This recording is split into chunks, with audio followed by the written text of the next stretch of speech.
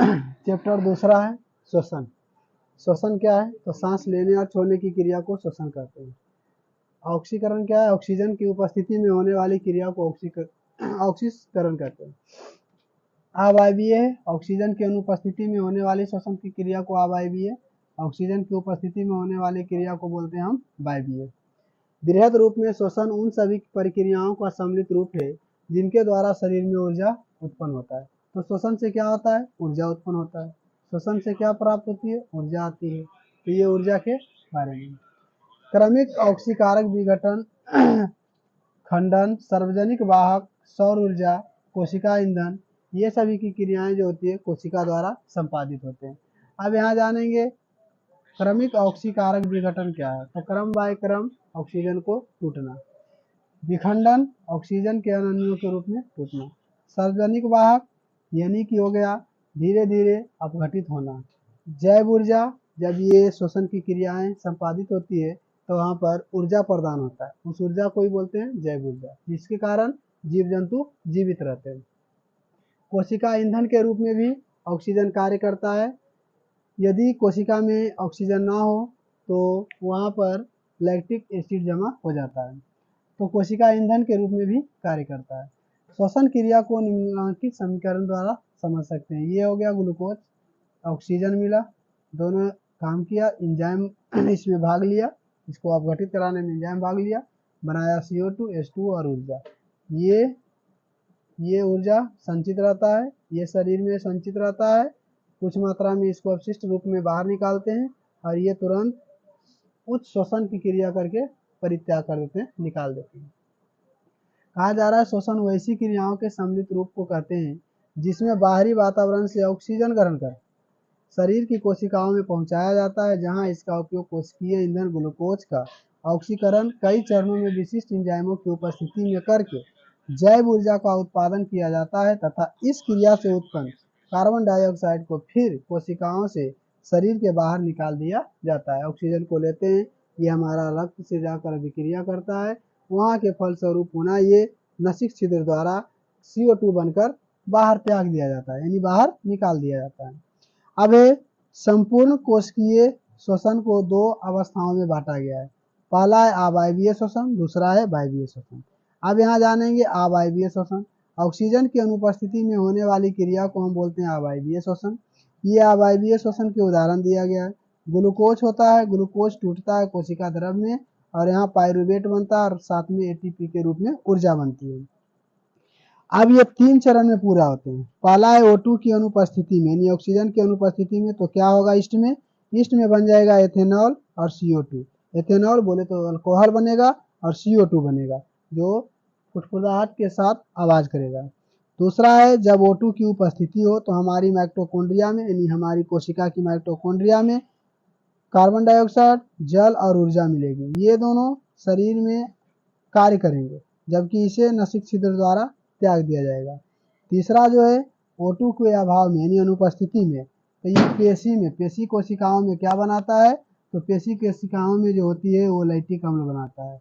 तो पूछा जाता है, यानी कि यहाँ से प्रश्न आता है कि जब कोई खिलाड़ी या कोई कार्य करते हुए व्यक्ति थकान महसूस करता है, इसका कारण क्या है? तो आंसर आएगा पेशियों में लैक्टिक अम्ल जमा होने के कारण। जब लैक्टिक अम्ल जमा होंगे तो हमें थकावट महसूस होगी। तो ये था ग्लूकोज के विखंडन के विभिन्न पथ। कौन सी अवस्था में? अवायवीय श्वसन की अवस्था में। क्वेश्चन है अवायवीय एवं वायवीय श्वसन में अंतर स्पष्ट करें। तो अवायवीय श्वसन वह श्वसन होता है जिसमें ऑक्सीजन की अनुपस्थिति में संपन्न होती है और वायवीय श्वसन वह श्वसन होता है जो ऑक्सीजन की उपस्थिति में होता है। तो वायवीय और अवायवीय में ये अंतर, प्रमुख अंतर है। ऑक्सीजन की उपस्थिति में वायवीय श्वसन, ऑक्सीजन की अनुपस्थिति में अवायवीय श्वसन। अवायवीय श्वसन में पायरुवेट का निर्माण होता है और वायवीय श्वसन में ग्लूकोज और कार्बन डाइऑक्साइड का निर्माण होता है। तो ये था अवायवीय और वायवीय श्वसन।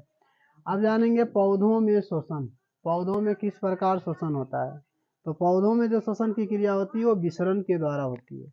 विसरण के द्वारा जो होता है रंध्र उसमें होता है स्टोमाटा जो होता है वो उसको खुलने और बंद होने की क्रिया पर वो निर्भर करता है।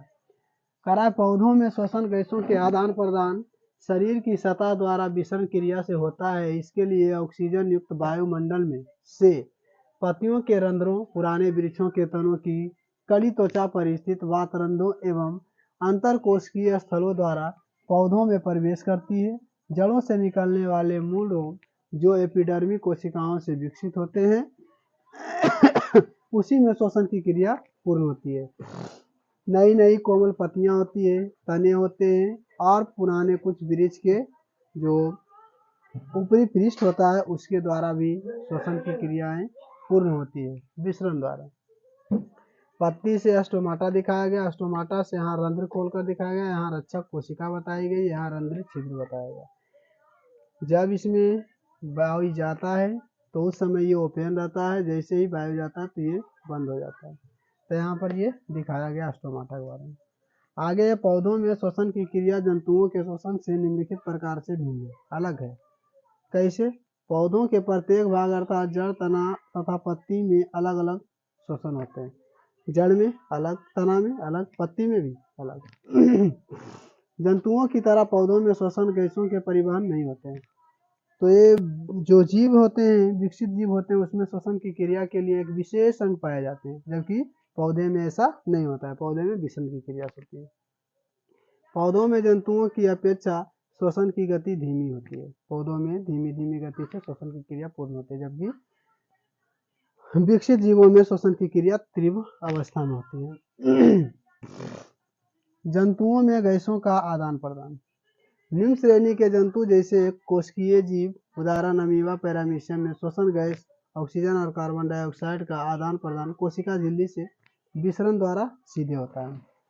निम्न श्रेणी के बहुकोशिकीय जंतुओं जैसे हाइड्रा में श्वसन गैसों का आदान प्रदान शरीर की सतह से विसरण के द्वारा होता है। जंतुओं में सामान्यतः 3 प्रकार के श्वसन अंग होते हैं। जो विकसित जीव होते हैं उनमें 3 प्रकार के श्वसन अंग होते हैं। जो अल्प विकसित होते हैं यानी एक कोशिकीय होते हैं, उनमें विसरण द्वारा श्वसन की क्रिया पूर्ण होती है। यहाँ से पूछा जाता है कि हाइड्रा में किस प्रकार की श्वसन क्रिया होती है, तो वहाँ बताना है हाइड्रा बहुकोशिकीय जीव है लेकिन श्वसन की क्रिया जो होती है विसरण द्वारा होती है। अब जो जंतुओं में 3 प्रकार के श्वसन अंग है उसमें पहला है श्वसन नली। इसी को बोलते हैं ट्रैकिया।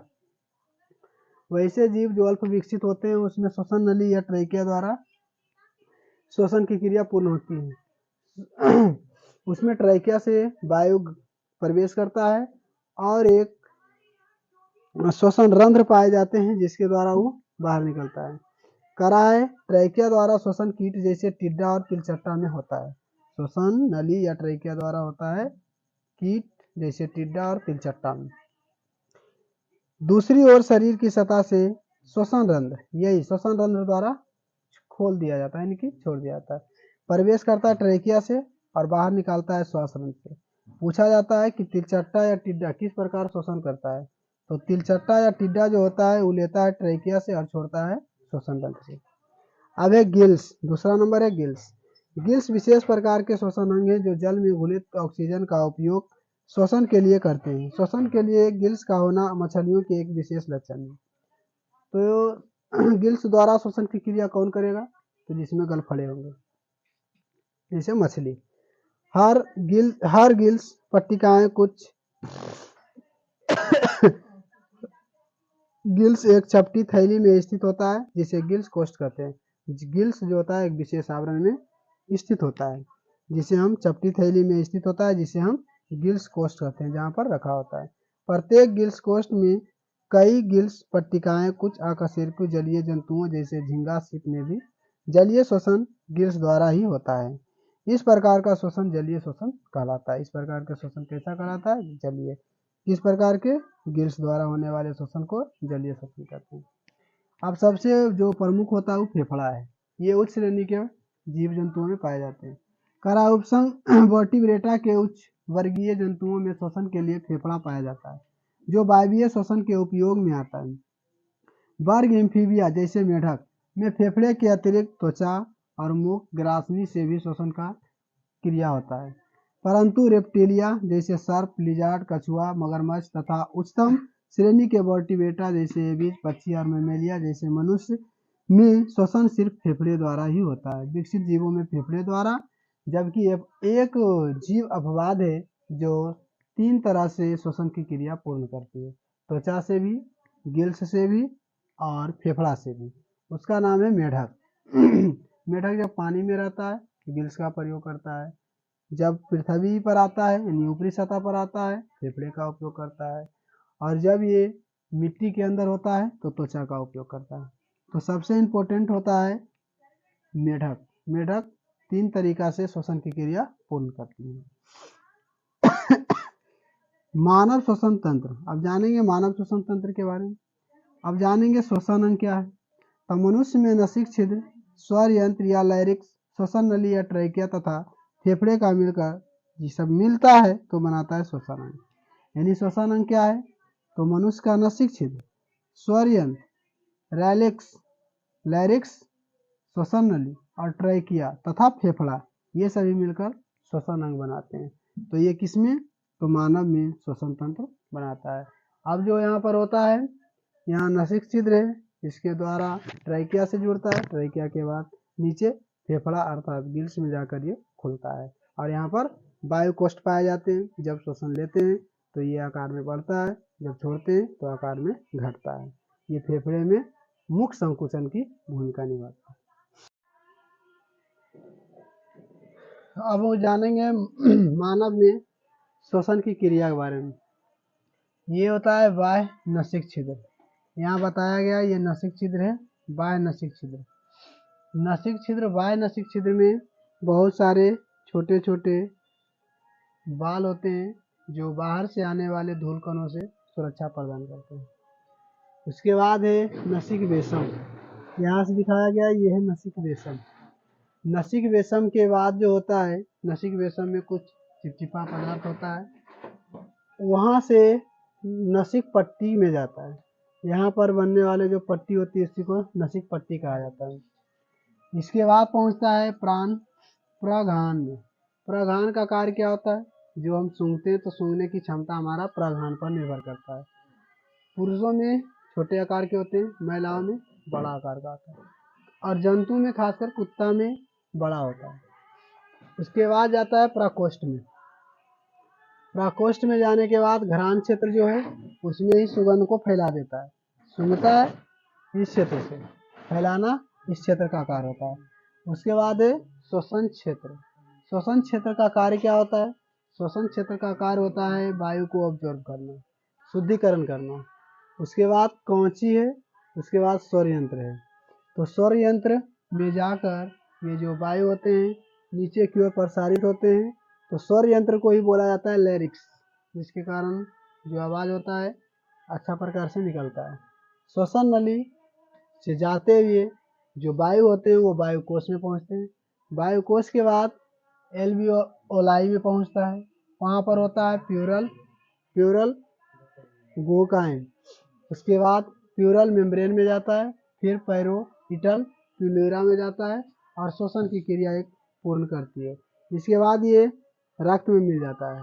रक्त में मिलने के फलस्वरूप रक्त में ज्यों ही यह मिलता है उसके बाद ये कार्य करना शुरू करता है, और जो ब्लड होता है वो ब्लड हो जाता है ऑक्सी हेमोग्लोबिन, और वही ऑक्सी हेमोग्लोबिन एक कार्बनिक अम्ल है जहाँ से CO2 का उत्पादन हो जाता है, जहाँ पर कार्बन ऑक्सीजन से मिलकर कार्बन डाइऑक्साइड बना लेता है।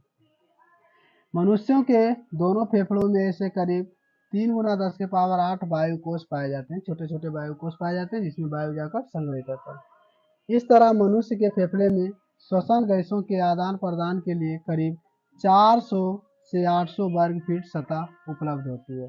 400 से 800 वर्ग फीट सतह जो होती है लगभग उतना उपलब्ध होती है, और ये जंपिंग हमेशा करते रहता है, यानी कि छोटा बड़ा होता रहता है। यहाँ दिखाया गया है चित्र के माध्यम से, ये नसिक वेशम है जिससे नसिक, ये मुख है, मुगुआ, ये दोनों एक ही नली से जुड़े होते हैं, इसी को हम गाल कहते हैं बाहरी परत को। ये होता है लैरिक्स, यहाँ पर लैरिक्स होता है। जब हम जीभ के थोड़ा सा नीचे अनुभव करते हैं तो वहाँ पर लैरिक्स होता है। उसके नीचे ये ट्रैकिया होता है। ट्रैकिया ट्राइकिया से ये 2 बेसम में जाते हैं। ये भी फेफड़ा है, ये भी फेफड़ा है। फेफड़ा कहाँ दिखाया गया है? यहाँ जो खाली स्थान है हृदय का स्थान है। ये किस साइड होता है? बायां साइड होता है। यहाँ भी बताया गया कि जब इधर वायु आता है तो ब्रैंकस में जाता है। ब्रैंकियोलस यहीं पर है, ब्रैंकियोलस इसमें जाना। उसके बाद है वायु कोष्टिका, इस सब में वायु कोष्टिका जाके भरता है। इस सब में, इन सबों में वायु जाके भरता है, जिसे हम बोलते हैं वायु कोष्टिका। और इसकी जो वायु कोष्टिका की संख्या जो है वहाँ पर 3 × 10⁸ है। यहीं पर है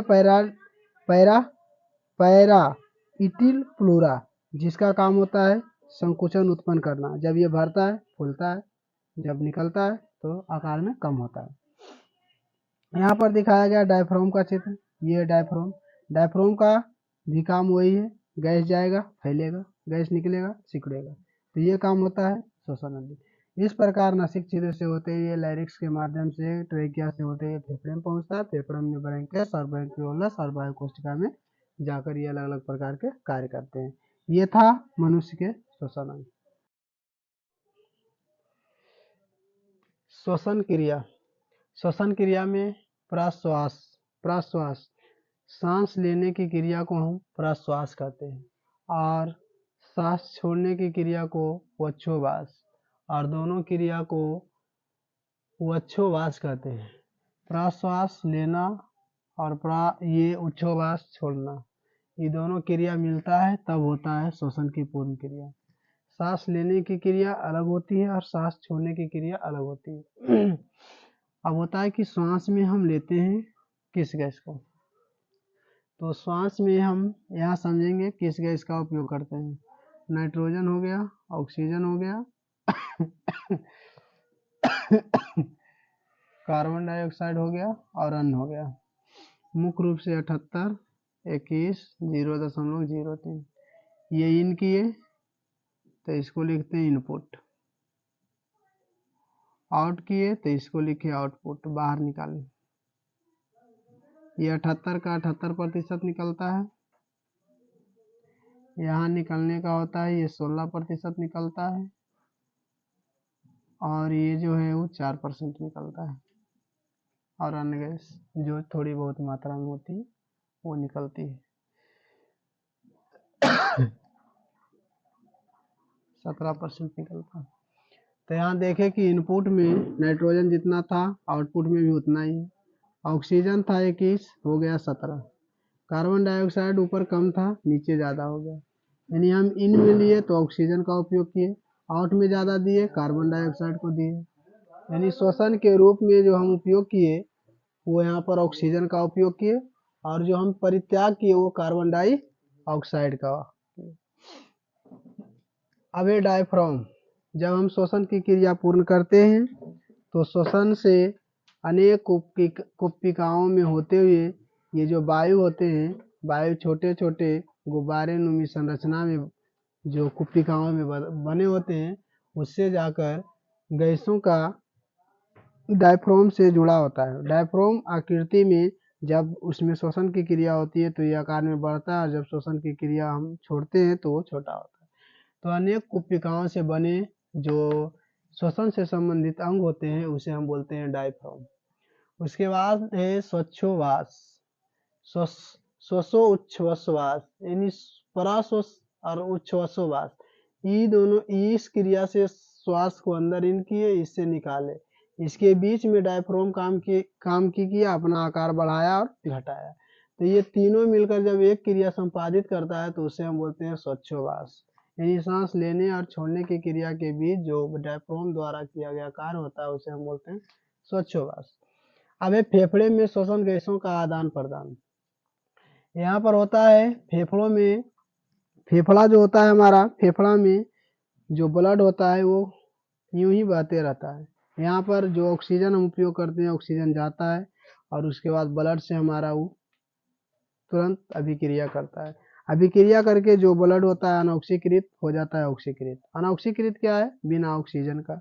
ऑक्सीकृत क्या हुआ? ऑक्सीजन के साथ। अब ऑक्सीजन के साथ हो गया है। अनऑक्सीकृत रक्त वे रक्त जिनमें ऑक्सीजन की मात्रा नहीं पाई जाती है, अशुद्ध रक्त कहलाता है।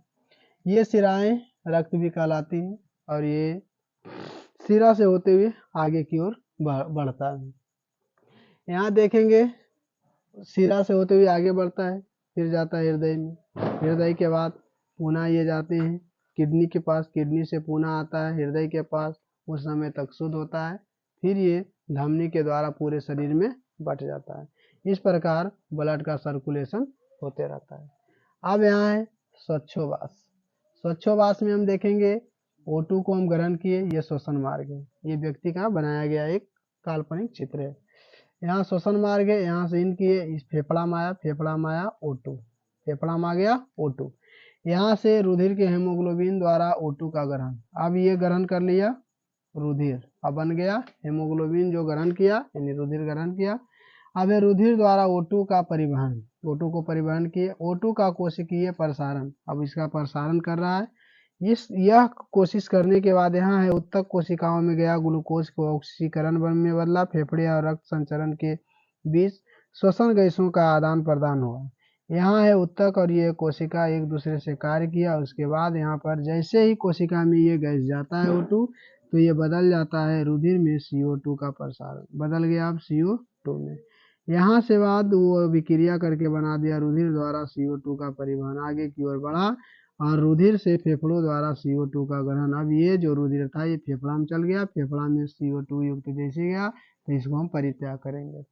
इस तरह की जो क्रियाएं चलती है ये रुधिर परिवहन कहलाता है। यूं हम नसिक छिद्र से लिए, यहाँ से फेफड़ा गया, फेफड़ा में ये कोशिकाओं के द्वारा अनांग में गया, अनांग के बाद ये पुनः अनऑक्सीकृत हुआ और अनऑक्सीकृत होकर पुनः ये फेफड़े में गया और पुनः ये बाहर त्याग दिए जाते हैं। तो इसी क्रिया को श्वसन मार्ग से दर्शाया गया है। अब है लाल रुधिर कोशिका, जिसको हम बोलते हैं RBC। तो ब्लड जो होता है हमारा शुद्धिकरण ऑक्सीजन की उपस्थिति में ही होता है, इसका रेड ब्लड कार्पोसेल्स होता है, या सेल भी बोलते हैं रेड ब्लड कार्पोसेल। ये जो रेड ब्लड होता है इसका जीवन काल होता है 120 दिन। ये परिवहन के कार्य में यानी O2 को CO2 में बदलने का कार्य जो करता है वो लाल रुधिर कोशिका करते हैं। एक और होता है WBC, इसे शरीर का सिपाही कहा जाता है, इसकी जीवन क्षमता जो होती है 5 से 6 दिन होती है। इसे शरीर का सिपाही कहा जाता है क्योंकि ये कोशिकाओं में प्रवेश करने वाले जीवाणु कीटाणुओं का नष्ट करता है। और एक होता है प्लेटलेटस। प्लेटलेटस का कार्य क्या होता है? प्लेटलेटस का कार्य होता है प्लेटलेटस का कार्य होता है थक्का बनाना, ये ब्लड में पाया जाता है और पीले गाढ़ी रूपी द्रव होता है जो कोशिका कटने या छटने पर ये पीले रूपी द्रव से उसकी मरम्मत करती है। तो ब्लड मुख्यतः होते हैं 3 प्रकार के, पहला RBC, दूसरा हो गया WBC, तीसरा हो गया प्लेटलेटस। अब है हेमोग्लोबिन। हेमोग्लोबिन क्या है? तो हेमोग्लोबिन लाल रक्त रुधिर में पाए जाने वाली कणिका को ही हम बोलते हैं हेमोग्लोबिन। हेमोग्लोबिन के कारण ही ये जो रुधिर होता है लाल रंग का होता है। अगला है ऑक्सी हेमोग्लोबिन किसे कहते हैं? तो जब हेमोग्लोबिन में यानी रक्त में जब ऑक्सीजन की मात्रा मिलाई जाती है तो उसको हम बोलते हैं ऑक्सी हेमोग्लोबिन। जब हेमोग्लोबिन में ऑक्सीजन की मात्रा मिलती है तो उसे बोला जाता है ऑक्सी हेमोग्लोबिन। अब ये कार्बोक्सिलिक हेमोग्लोबिन क्या है? तो जब ये हेमोग्लोबिन हमारी कोशिका में मिलती है तो कोशिका में मिलने के बाद ये ऑक्सीजन से अभिक्रिया करके और बना देता है CO2 बना दिया। इस CO2 को ही हम बोलते हैं कार्बोक्सिलिक हेमोग्लोबिन। इस प्रकार शरीर की क्रियाओं में श्वसन की क्रिया बहुत ही महत्वपूर्ण मानी जाती है। यदि जीवन में श्वसन की क्रिया ना हो तो कोई भी जीव जीवित नहीं रहेगा और इसमें जो उपयोग होता है वो सबसे अधिक ऑक्सीजन का उपयोग होता है और जो हम परित्याग करते हैं कार्बन डाइऑक्साइड का परित्याग करते हैं।